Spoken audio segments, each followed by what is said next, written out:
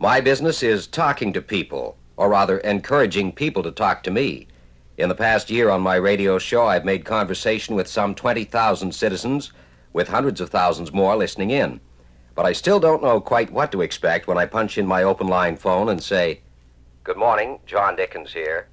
I wanted to say that I think bingo is a curse to humanity, and I speak as one who played bingo and have overcome it. I hope, and I say that the way a drinker would say it or a smoker. Some callers bring a smile. Even on radar duty, I notice that they seem to find the thinnest policeman to hide behind the hydro poles, and as I mentioned, I even saw one on his hands and knees on Riverside Drive the other day so that the oncoming vehicles couldn't see him. Some calls make us sad. John Dickins, good morning. Good morning.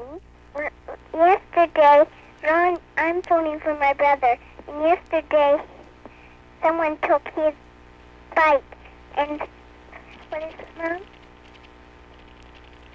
From Norwood Park School. Yeah. And I figure that their mother and dad don't know who it belongs to. I'll bet that's what happened, eh? Uh-huh. Yeah. What was your brother's bike like? What color was it? The seat was red and white. Uh-huh. And was it a big size bike? It's a sidewalk bike. We won't get another because we haven't got a daddy. Others make us wonder. The woman went up the front of the bus, some woman, and she said to the bus driver, "There's a girl at the back taking an epileptic set," and he said, "How do you know?" And she said, "I'm a registered nurse," and he said, "Well, can't you help her?" And she said, "No, I get off at the next stop." Some problems are universal in scope. Hello there, John Dickins, open line. Hello. Hello. How are you today? Hi. That's good. What's on your mind? Yes? Can you tell the manufacturer to put big buttons on the pajamas? Here's a lady on our open line calling from Byron, is that right? Yes. About the cancer campaign? Yes, Yes? my mother passed away this week, and Would you prefer to call in a little later? Would you rather call in a little later, perhaps? no, I can get it across, I think. It's just that seeing her suffer so much, I know the clinic to her meant the world. Yes. And we have given the rights to have an autopsy done so that her case would certainly perhaps help someone else. Hers was a very different case.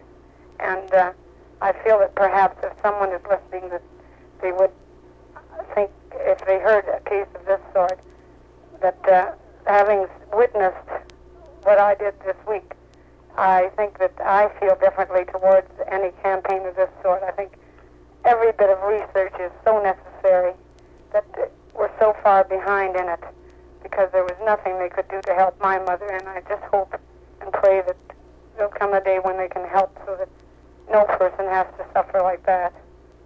So that I thank you very much for letting me say this. Thank you for calling this morning. You're welcome. Bye.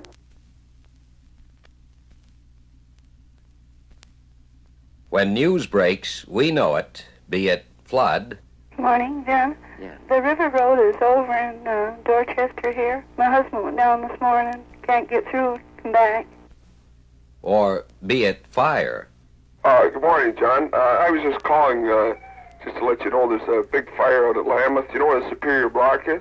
Yes, it's burning right now, is it? Yes, it is. There's quite a fire out there, John. And others learn what's happening at their doorsteps. John Dickins, good morning. Yes, I'm calling about the fire at Lambeth. Yes. The whole plant seems to be going up. Yes, do you live there? I live just across the field from there, and didn't know it was on fire until I heard you tell me. Hold-up suspects wanted. Police ask us to broadcast descriptions. Thanks to watchful car radio listeners, the arrest came within an hour. Good morning, John. Yes, sir. I'm calling from Ingersoll here, Yeah? and I'm sure those two men are picked up. I saw them bent over the trunk of the police cruiser with two policemen behind them with revolvers. was that, sir? On the junction 19 and 401. We were driving down 401, we were on our way to Hamilton, and we saw this police car passing so possibly speed of 90, 100 miles an hour. There's one guy in the back. And about 2 miles further, we saw them out of the car, and these two men bent over. You know how they bent over a trunk? Mm-hmm. And they were going through the pockets or something, see what they had with them. As far as I could see, these guys really had a surprised look, and also kind of disappointed I didn't get any farther, I guess.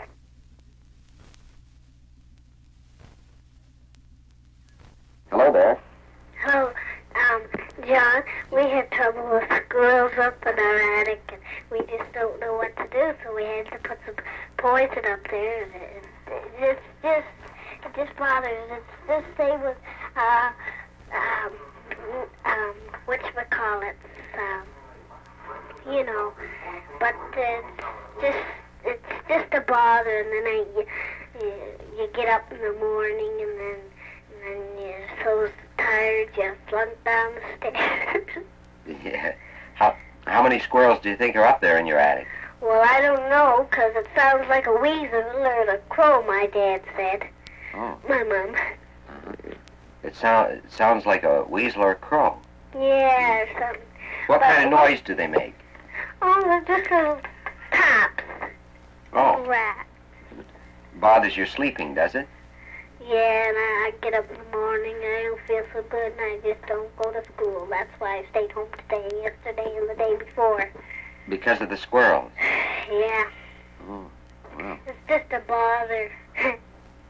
Well, how old are you? 7. Mm-hmm. Well, let's hope your squirrels will be gone soon, hmm? Yeah, probably here one night about those peanuts, 'cause we put poison in between them, and if we hear one night that they flunk, we're really going to be flunked. Yeah. Thank you very much for calling again. Okay. Bye.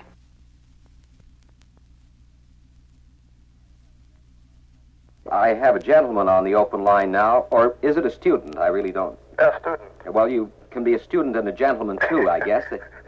Can't you? I hope so. Yes. And what were you saying? About this fraternity incident in the United States. Yes. This story that's being spread around is completely distorted. Really? I heard this thing on the news this morning, and I didn't even realize it was the same incident. You're referring to the story, I believe, about a panty raid? Yes, down at Cornell. Cornell University? And Yes. some Canadian students were reported to have been in the panty raid? Is that right? Yes, it was. And also the report said that one of the campus guards, I believe, or watchmen, suffered a fatal heart attack trying to stop it. They failed to mention that it was unfortunate that this man died, of course. Yes. They failed to mention that this man was 83 years old. Oh. He had a chronic heart condition. Apparently, he had previously had 3 or 4 strokes and a couple of heart attacks. He had been advised to quit work because he couldn't take any sudden surprises or anything, and yet this man kept working. Yes. They claim that they stole things. They Yeah. claim that they broke doors down, that there were about 40 people there. Actually, there were about 20 people there. Yes. I think there were about 3 went inside. Everybody else stood around outside and sang songs or something and woke everybody up. What were they raiding? A girls' dormitory? Yes. Mm-hmm. Did they get any panties, or do you know? Oh, there were a few pair running around, I must admit. Well, you sound as if you were there. I was. Well, do you feel guilty about that campus guard dying, even if he was 84 and had... Actually, it was. It was very unfortunate. Yes. The guys really felt bad about it.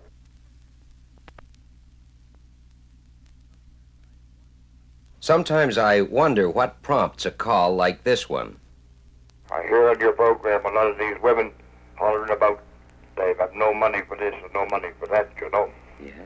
But if you go downtown in the afternoon, you'll see them all heading into the show with a bag of candy. Then when they come out, they get in a restaurant and stuff the food into them.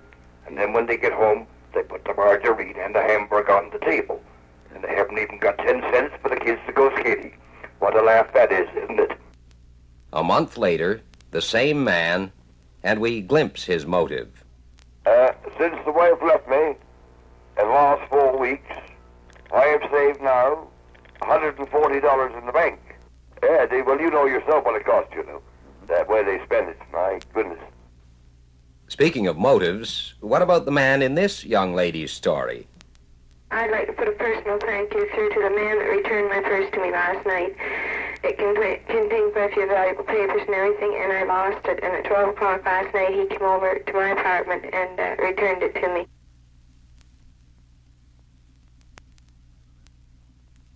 I remember the morning a lady dropped a little bomb called burlesque.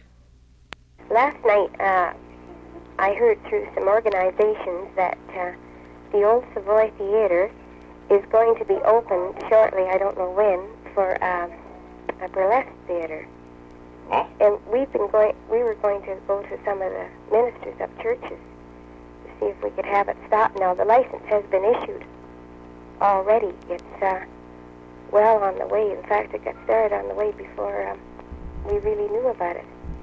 And I just thought if other people that were interested in stopping it, maybe if they went to their own minister or some source that might be able to stop it.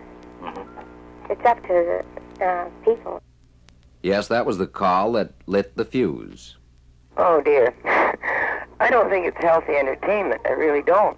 Burlesque does have a definite place in the entertainment world, but no place in a church school area. I'm only 16, but I still don't like the idea. I know there's some of the kids around here that wouldn't mind seeing one, and that's mostly the boys, but they're too young to go in, I think. Then those in favor raised their voices. Well, I think it's a very good idea. Because, I don't know, the people of today are, getting to be such old stuffed shirts. I think a lot of women are phoning out and complaining. I don't think it's the children they're worried about as much as it is their husbands. I think men are interested in women with beautiful torsos, and if they can't keep their husbands at home and they like to go to burlesque, well, I think they better diet or do something. And the way I look at it, well, just because I don't like it, maybe my neighbor does, so why should I jump on it? I don't think it would be any worse than the students at the Western University, putting on their show. They have a pretty bare leg line there dancing, don't they? Hello, John. About that burlesque, I think that's the thing was really needed for a long time. Yes? Yee golly, what's the matter with burlesque? Them old guys, their eyes will fly open, they'll get a new lease of life, and it does them no harm. And if their lives are that narrow, that they figure it's because they take a man away from home, well, they haven't got much hold of them anyway. Some details on the kind of burlesque planned from the theater owner, Mr. Sam Berman. There will be nothing that will be, disgraceful by any means. Would you have strippers as part of the show, or? It would be part of the show, to the point of the burlesque. And then, of course, it would be a stage show built around it. Sam Berman's call was like blowing on hot coals. If they want dirt, I guess this is what you would call it. Now, just as soon as the warm weather comes, we'll have a burlesque show from the beginning of the hot weather till it gets cold again, with the way people dress. There's some men, not all, they're naked right down to their waistlines, and a half of the young people are pretty near naked. The way they lay out on the lawns half naked to get the sun. So I don't know why they're making such a fuss about a burlesque show that at least will come under the law of decency.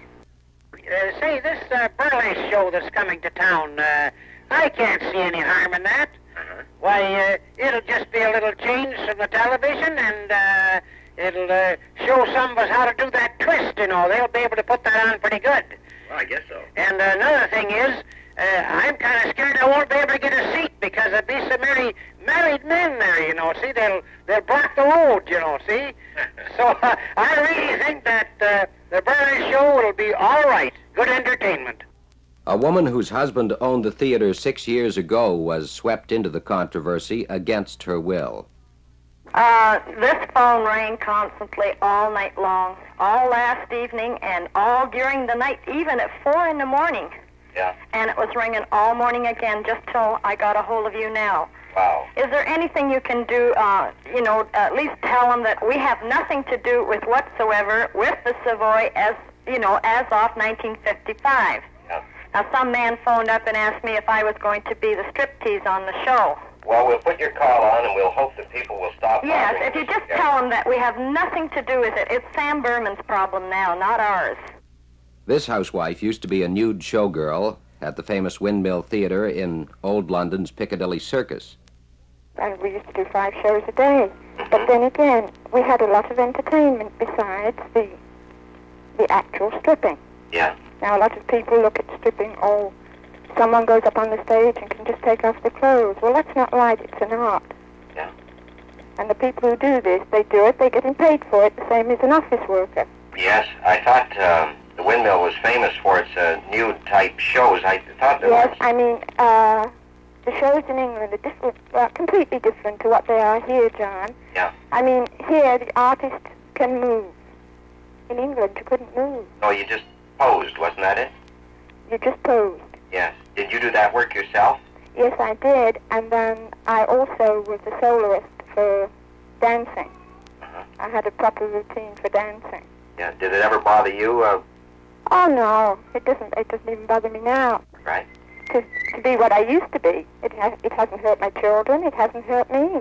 Yeah. Because I was only interested in doing a good show.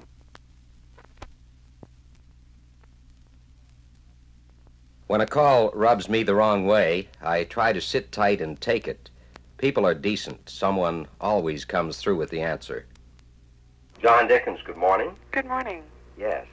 I would like to speak on foreigners in this country, if I may. Yes.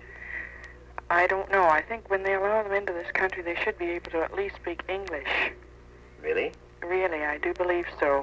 I had an incident yesterday coming back on a train. I was on a train for 2 hours with them. And they were scattered throughout the coach there, and they were yattering back and forth in their own foreign language. Perhaps they do speak English, I don't know, but I don't think it's very polite. And everywhere you go these days, you run into foreigners, and whether they do speak English or not, I don't know, but I think it's really ignorant. Thanks for calling. Okay. Would you go ahead, please? Yes, I'd like to make a nomination this morning. I'd like to nominate someone for the Skunk Award of the day. Yeah. And that's the lady that phoned in earlier concerning the New Canadians and their language. I feel that she was using a public service really as a means of, a medium really for her own personal prejudice.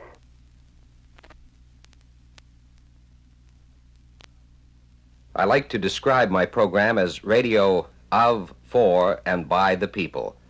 It takes all kinds. Yes, sir. And why is that...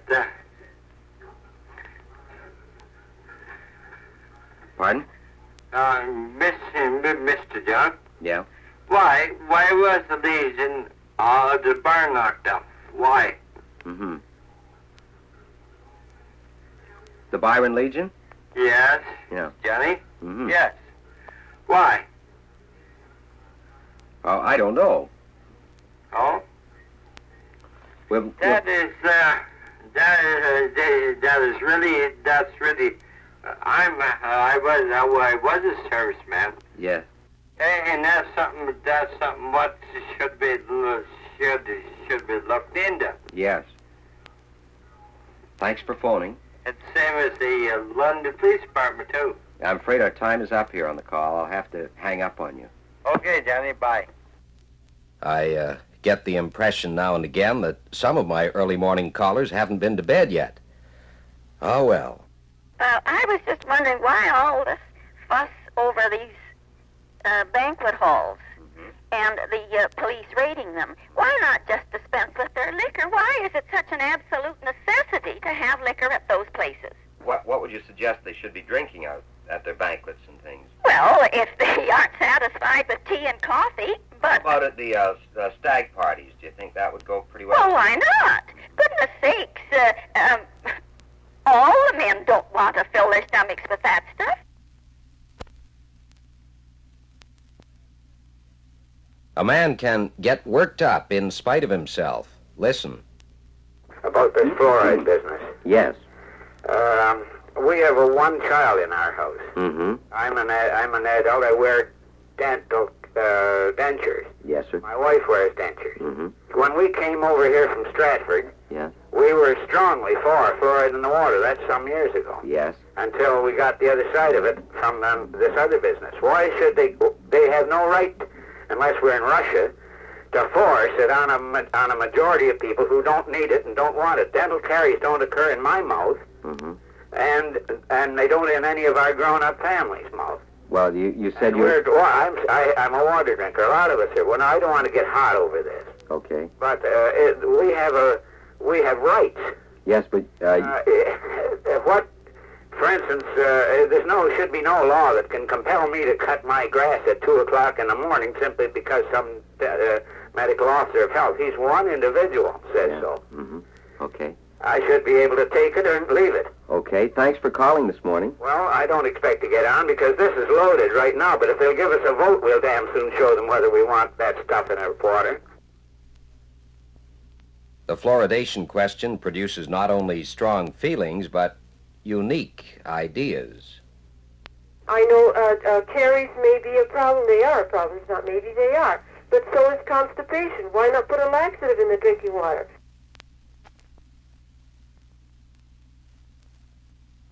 Once in a while, I get in the line of fire.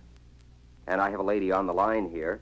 And you've been talking to me, but you haven't been on the air, and now... Oh, I know it. I didn't expect I'd get on the air with this. Oh, sure you will. We welcome your opinion just as much as anyone else's. Go ahead, then. I'm quite glad. I was listening to John Dickins yesterday at noon and about our city council, and I'm quite glad we have a city council that won't be brainwashed by CFPL commentators on fluorinization. Okay. Thanks for calling. And rarely, very rarely, I have to hang up on a caller. 12 past the hour. Here's somebody on the line. Go ahead, please. Well, I'd like to speak to you about the nigger situation. Oh, wait a minute. We can't allow that kind of talk in the air, and I'll have to terminate your call.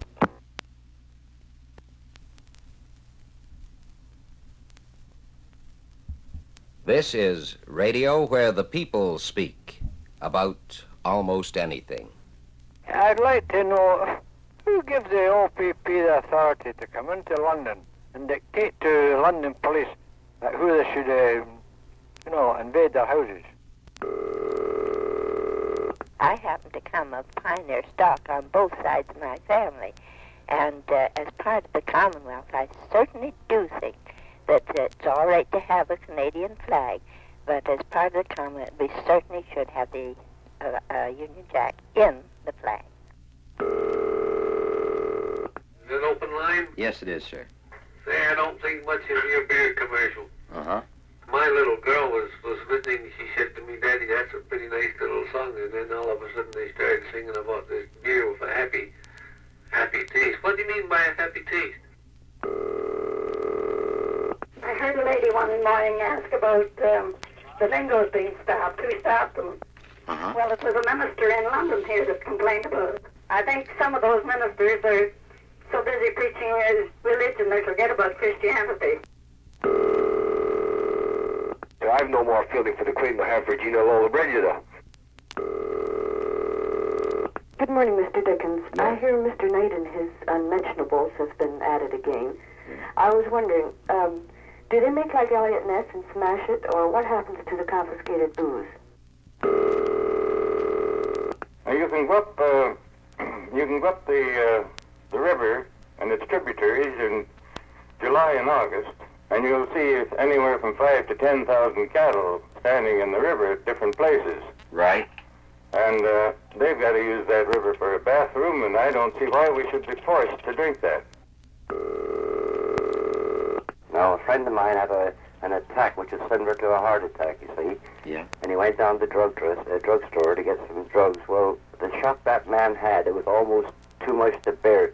$40 for drugs to combat his condition. You know, I mean, the profit on that is so fantastic that these people are nothing but a bunch of crooks. I would just like to put over the air that we have a neighbor that is bootlegging or something, because cars these are all the hours of night. And if the wives want to know where their husbands is, why, it's up there. It's on the 6th section of London. John Dickins, good morning. Does it do any good to take some firecrackers away from children when they let adults play with atom bombs?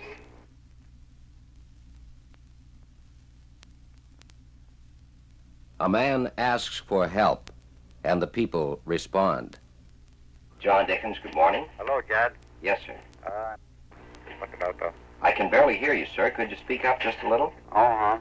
Yeah. Well, I don't suppose you got too darn much time. But, do you know of any school around London that has a club? I imagine there's a club of psychology that speak on psychology and the way of living. There's no connection with Western. I don't know of one offhand, sir. Why do you ask? Why do I ask? Yes. I'm looking for a solution to alcoholism. Yes, sir. There never will be with you. Did you hear that? Yeah, please. Yes, Hang on. I can hear some, Well, listen. I think, Maybe somebody over there can come on the open line between now and 10 o'clock. Yeah. Because I'm looking for a solution. well, I'm sure there are people who can offer you help, sir. And I think the Alcoholics Anonymous people are very helpful. I tried that. You've tried? I tried them. Yeah. Didn't work. Well? I understand there's another club over there. Well, we'll see if we can find out about it for you, sir. Will you? Keep listening and we'll try our best. Thank you. Thank you, sir. Bye. John, I think can you hear me? I've been awful cold. Yes, I can make you out all right. I think that poor man, yeah, I think he's thinking about the rescue mission, don't you? Well, might be. I'm not sure.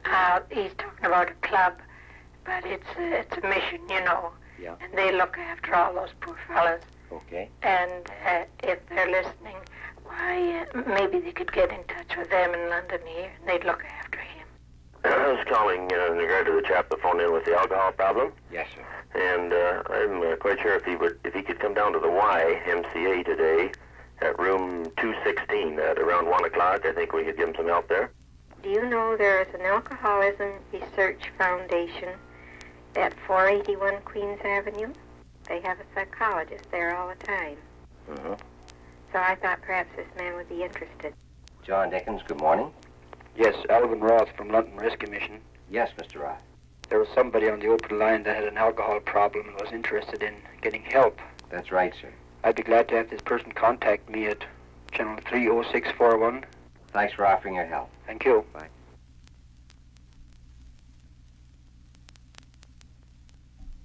A warning to girls who go babysitting. I have a little store, and I was in the store alone around 9 o'clock. Mm-hmm. And this man came in and said that he had to get a babysitter. And did I know of any? And I said, well, I wasn't sure. I didn't know the man, so I asked him where he lived, and it seemed close by. So he was so urgent that I said, well, I would call this one person and see. So I spoke to her mother. I told her mother I didn't know the man at all, and she spoke to him.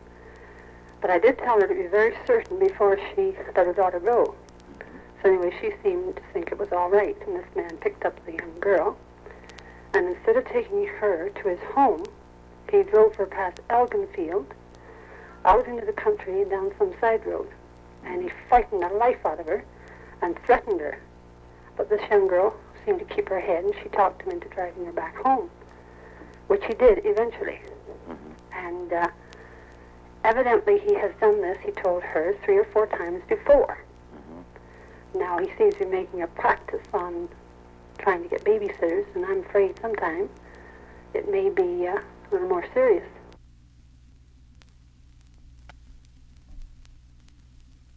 Citizens with a wounded sense of justice. These calls came after police seized a service club's raffle tickets. I think that crime is running rampant in the city, and I think you'll agree with me that there's a hell of a lot of bookies on the move, and then they turn around and prosecute the kinsman which are doing a good thing for children on that Cinderella house. I think the mayor deserves a bouquet the way he goes after the police department. I mean, that thing they pulled off with the koalas is shocking.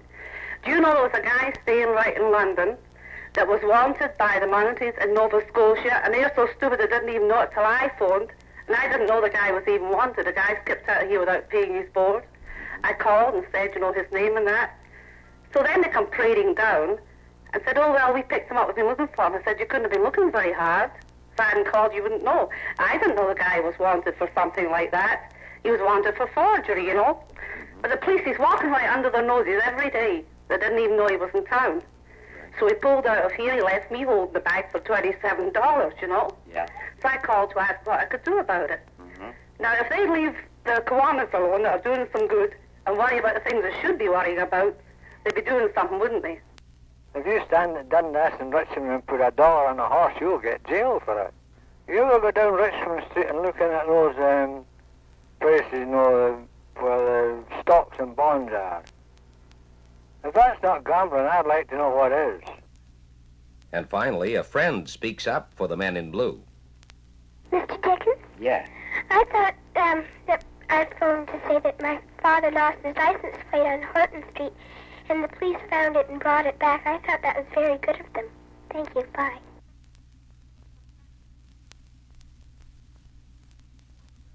This man, a former resident of East Berlin. I tell you, I used to live there. I used to live under these living dogs, and I don't see anything that they should open at any time their border, because the Russians started the first thing. You see, when you come to Berlin, there is a street called Löwenau, and the border runs right across a cemetery. Now, the one side of the wall, brick wall, is the west part, and cemetery is the east part. Now, when people from the west like to visit their graveyards, they can't even go in. You know what they do? They put the flowers on the top and on the side of the walls, and when you walk through there, this is just a disgrace what they're doing to these people.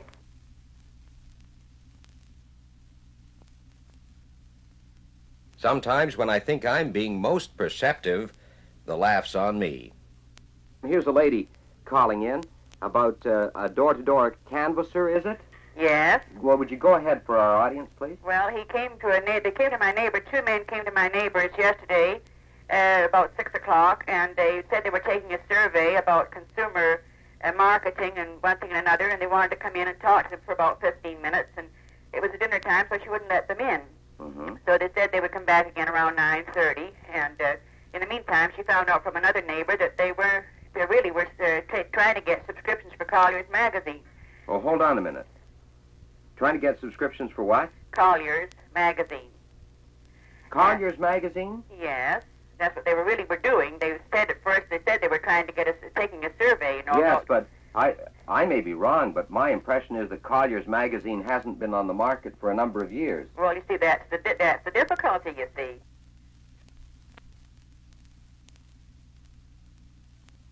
The ugly story of housing discrimination. Here's how it started one sunny autumn Saturday. Good morning, John Dickins here. Could you give me some information, please? I was wondering if there's a certain district where colored people can buy. Because we were purchasing a house in Glencairn Woods, and we had already got the contract and it all approved by NHA, only to find out the firm who was selling us the house objected to Negroes. They told us that it would hurt their investments. Reaction from a white citizen. I think that's pretty rotten of somebody. We just moved here ourselves about 2 or 3 weeks ago. Yeah. And if they're going to do that, well, I got a new house for sale. But apparently the unwritten housing restrictions applied in more than one area. When we bought our house here in I don't mind mentioning the name at all, Ridgeview Heights, our builder told us of an incident that had happened just a few hours previous, where a Negro couple had come to buy a house, and he discouraged them. I don't remember how he discouraged them, what methods he used, whether he jacked up the price or what. I said, why? And he said, well, maybe you wouldn't like a Negro neighbor, or maybe somebody else wouldn't, and I can't afford to take the risk. A woman who described herself as caretaker for an apartment building. And I asked my landlord how his feelings were against about coloured people, and he said, what's yours? I said, I don't mind if they're respectable coloured people and can bring me a reference from their minister or somebody, like that, to prove that they were a hard-working couple or respectable and didn't have white and coloured mixed in the apartments. Yes, do you ask for the same sort of reference from white people? Well, no, we just asked where they worked. About a young colored couple who rented a house. And they moved in, and after they were nicely settled in there, the neighbors took up a petition and had it signed all up and down the street. And they took it to the landlord, and the landlord refused to accept it. But he owned several houses in that neighborhood. And the people all started to give notice that they were leaving. So it really wasn't the landlord's fault, but he had to ask these people to leave. A man made welcome as long as he just wanted to fight beside white men. I'm a returned soldier, and I had the same thing happen to me. And a friend of mine hadn't gone overseas. He was in the contracting business. I was just about to get married, and he offered me build a brand new home on a lot. Yeah. This is in Highbury Ave on Hamlin Road area. Yes, sir. When I get the papers, he come back to me. He was sorry he couldn't make no sale. What was the reason given? No colored or Jews.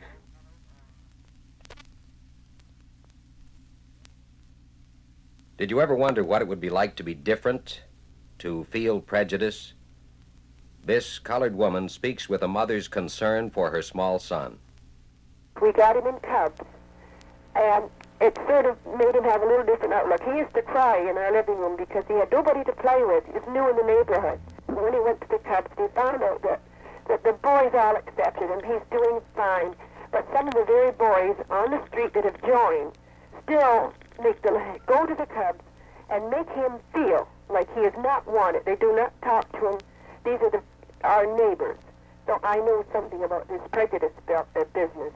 But with me, I find you speak to those that will speak to you. And we just want to be normal, everyday people. But I know that this discrimination problem is not new, and it'll never be. I don't think we'll ever be accepted as human beings, not 100%. So we just sort of live, and you just go on and keep your little head a little higher, and just sort of, if they accept you, fine. If you don't, we don't accept them. And so it's not a very good way to live, but the only way I think that you can live and feel that you're really part of anything. All people don't practice it, but it's the little people that can make it so miserable for your everyday living. If you sort of just have to overlook a lot, and it hurts inside sometimes. But when it hurts the children, that's where it hurts, I think, mostly. And that's the thing I think, that you still have to make it better for the children.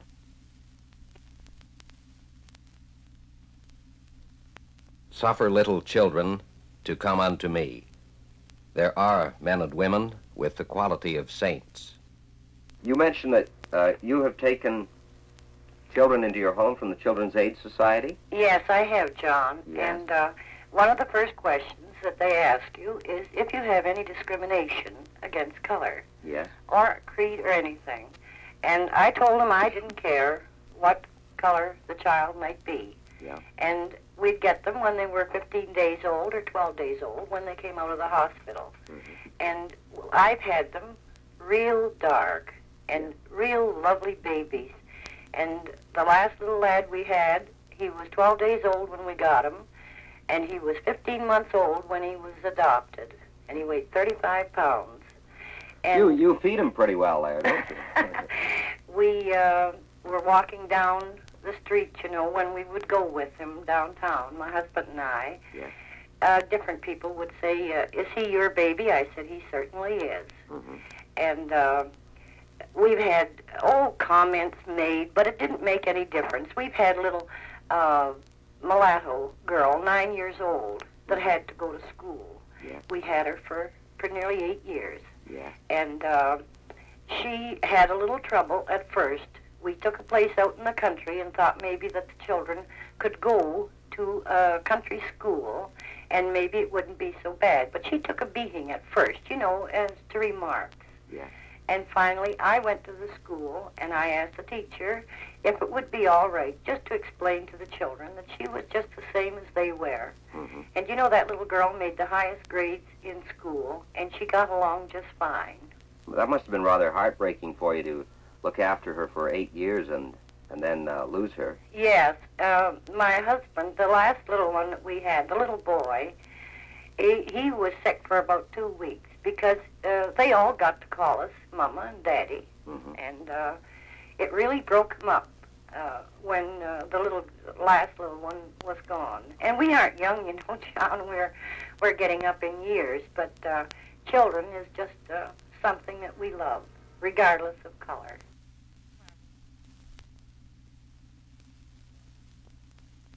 John Dickins, open line. Hello. I'd just like to say that when people get on the bus and it's going to be crowded and they'll have to stand up, the people aren't sitting down. They don't know that, some of them might look tired, but they won't know that the people are tired. So they might be tired themselves, and then others may not. And the others that aren't, they could stand up. But the people that are sitting down, I don't think they should have to stand up because they'd be tired, just as tired as the other people. You lost me a little while back there. The people that are sitting down, that are tired, should stay sitting down. And the people, whether they're children or not. And the people that aren't very tired, and they think that maybe there's someone who is tired because he's been working all day or looks as though they'd like to sit down. I think they're the people that should stand up, not just children or men. Okay, thanks for calling. You're welcome. Bye. Oh, dear.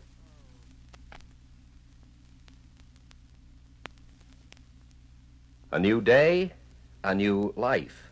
This story begins once upon a morning, very early. John Dickins, good morning. John. Yes, sir. I've got a bit of a problem here. I live in the East End of London. And our phone is out of order here, you see. I want to call my mother-in-law. She lives in South London, and it's a general number, and I can't get a hold of her, you see. My wife's in the hospital having a baby. Oh, yeah, Gladstone can't call General this morning. Yeah, that's right, and I want to go to work in Stratford, you see. Yeah. So I was wondering if possibly a call could be relayed from the radio station there to the other part of the city. Well, I'd give her a call right away. It seems so darn early. Well, she wanted to know, John. She's expecting a call, you see. Okay, the word to her is to go up to the hospital. Your wife is in there. Yes, and when I left her, she was sleeping and everything's fine, but she wanted me to go to work and she wanted her mother to come up there. Okay, fine. And she's at General 8.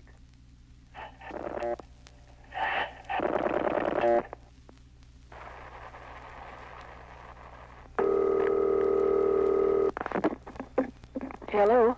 Hello there. Yeah. I'm relaying a message here about, I believe it would be your daughter having a baby in the hospital. She has? Well, I don't think she has yet. This is John Dickins at CFPL Radio, and I'll tell you what happened. Is her husband called because he can't phone you direct. He's on a Gladstone phone, and they're out of order. Did you know that? Yes. Yeah. So he just asked that I would phone and say that his wife is in the hospital, resting comfortably. Mm-hmm. And he's going to work in Stratford, I think it is. Yes. And, okay, what time is it, John? It's 6:30. Okay, fine. Thanks for calling. Okay. Bye-bye. Bye. And exactly 24 hours later... Hi, John. I'm the fellow that called yesterday morning. My wife had an 8-pound, 8-ounce baby boy at 3:30 yesterday afternoon. What's his name, or have you got one yet? Well, I tried to squeeze John in there somewhere, but I couldn't quite make it. Oh, that's okay. We called him Michael James. Well, that's nice. Gee, I'm glad everything worked out very well. Oh, everything was just fine, and she didn't have any trouble or anything. Well, that's nice. And he's well, how can you... you know, how can you describe a little baby like that? It's just wonderful. Everything has been.